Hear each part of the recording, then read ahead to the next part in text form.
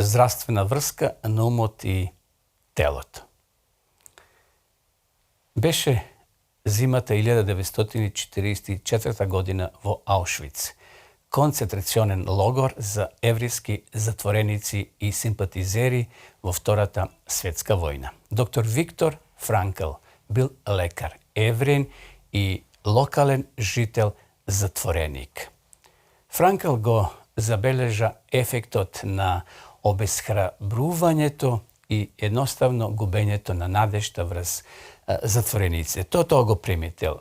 Тој го истакна тоа во декември, кога вели затворениците живеа во наивна надеж дека ќе се вратат дома до Божик, кој како што наближуваше времето и не пристигна охрабрувачки вести, затворениците губија храброст и бија совладени од обесхрабрување. Тој имаше опасно влијание врз нивната моќ на отпор и голем број од тие затвореници починале. Понатаму продолжува дека важноста на состојбата на умот е многу важен фактор. Науката ја потврдува врската помеѓу состојбата на умот и болеста. Еве цитат: менталната состојба на една личност е важен фактор кога станува збор за здравјето. Ставовите, социјалните врски и здравата исхрана, тие се испреплетени во нивната важност за физичкото и менталното здравје. Почитувани, овие фактори влијат на имунолошкиот систем и начинот на кој човекот се грижи за себе. Ставови како што се, например, простување, верба, оптимизам, среќа, истрајност под стрес и верба во Бога се меѓу себе поврзани со намален ризик од срцеви заболувања, инфекции, лошо здравје и многу други состојби предизвикани од стрес. Тие исто така ја намалуваат сериозноста на болеста и помага побрзо закрепнување кое ќе се појави таа болест. Постојна состојба на тага, например, загриженост, непријателство, непростување, безнадежност или депресија го зголемуваат ризикот од инфекција, воспалителни состојби и болести и бавно закрепнување од болеста. Многу фактори предонесуваат за нашата болест. Сепак, позитивната состојба на нашиот ум е исто толку важна за доброто здравје, исто како и вежбањето и исхраната што ја користиме. Отстранете таа брадавица, би рекле, на загриженост. Дали имате состојба на загриженост што треба да се острани во вашиот живот? Дали те мачи некои работи, негативни ставови кои ве попречуваат да почнете да го освојувате врвот, или тоа е само кртичник? Знаете, она што се појава во земјата. Промената на следните совети. Ако ги примениме овие совети, ќе имаме подобри услови за живот. Број 1. Смејте се. Насмевката, почитувани гледачи, е бесплатна, но низините придобивки се бесценити. Тој ги спушта хормоните на стрес во нашиот мозок, ја подобрува нашата меморија, учењето го подобрува и го зајакнува имунолошкиот систем на телото. Смењето не само што придонесува за контрола на стресот и позитивен поглед на животот, туку и ќе изгледате многу подобро со насмевка на вашето лице. Број 2. Изрази благодарност. Луѓето кои изразуваат благодарност имаат тенденција да живеат живот подолго, поздраво, имаат поцврсти коски, помалку срцеви удари и намален крвен притисок. Видливото изразување на благодарност е силна, моќна одбрана од депресија и физички болести. Број 3. Фокусирајте се на позитивното.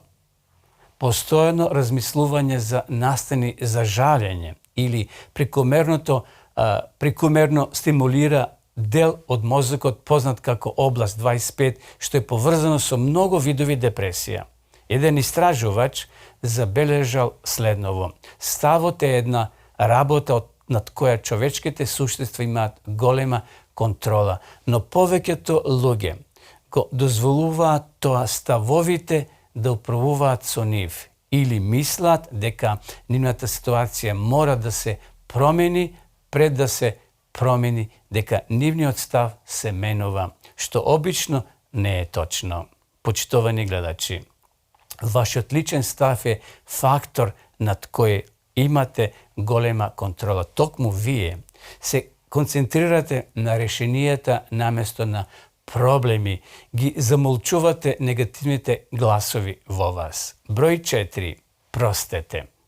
Негувањето на гневот и болката во вашиот живот го повредува срцето, го зголемува нивото на хормоните на стрес, на крвен притисок и го зголемува безброј на физички заболувања и ментални проблеми во вашиот живот.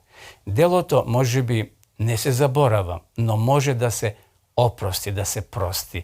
Доктор Шарлот Витлиф забележува дека кога луѓето размислуваат за оние кои им сгрешиле на повеќе простувачки начини, кај таквите се подобрува нивното емоционално здравје, нивното чувство за контрола и физичко здравје.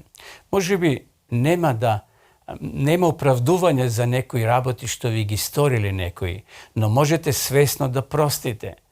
Исцелителниот дух на простувањето е дар што Бог ќе им го даде на сите што барат од него. Број 5. Стани, не се откажувај. Успешните луѓе не се безгрешни, но и покрај нивните грешки, тие не се откажуваат. Учењето од грешките е дел од секојдневниот наш живот. Доктор Керол Двек опишува какви се луѓето со фиксирани негативни состојби на умот. Имаат тенденција да избегнуваат предизвици, лесно се откажуваат, не обрнуваат внимание на критиките и нивните напори ги сметаат за залудни. Поединците кои имаат ментална состојба на учење разбираат дека иако луѓето може да се раѓаат со основни способности и темперамент, секој може да се менува. Секој може да учи и да се подобрува во својот живот. Тие истрајуваат без оглед на критиките и неуспесите. Тие се инспирирани од успехот на другите и учат од критиките.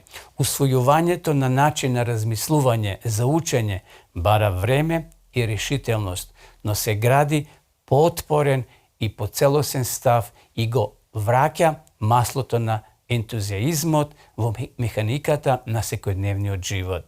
Број 6. Негувајте го вашиот мозок и тело. Аспектите на здрав начин на живот, како што се исхраната, вежбањето и одморот имаат силен ефект врз менталното и вашето физичко здравје. Според Ендрю Меккулах, директор на Фундацијата за менталното здравје во Велика Британија, ние само што почнавме да ја разбираме длабоката врска помеѓу исхраната и менталното здравје. Јадењето цели зрна, свежо овоше и зеленчук, јаткасти плодови и мешунки има долготраен ефект за подобрување на вашето расположение и го зајакнува нивото на мозокот. Не може да се спореди со никаква торта. Пиењето, например, вода наместо пијалоци со кофеин и шекер природно ја подобрува вашата будност. Соодветниот одмор е неопходен за смирување на заморот и нервозата. Секојдневното вежбање, особено на сончева светлина и свеж воздух, има смирувачки ефект што го намалува стресот често многу посилно од сите антидепресиви. Број 7. Најете време за другите. Понудете се да помогнете некому на некој начин. Потребно е помалку од 1 минута да се отвори вратата на некого, но тие мали учтивости им помагаат на другите, додека истовремено го зајакнувате вашето лично здравје и ја намалувате вашата депресија. Истражувањата покажуваат, почитувани, дека оние кои редовно им помагаат на другите, не само што го намалуваат нивниот севкупен ризик од смрт за 35%, туку и го подобриле здравјето на срцето и квалитетот на живот. Затоа, почитувани гледачи, хроничната грижа и стравот се спротивни на довербата. Довербата во Бога е најсилно оружје против менталните и физичките болести.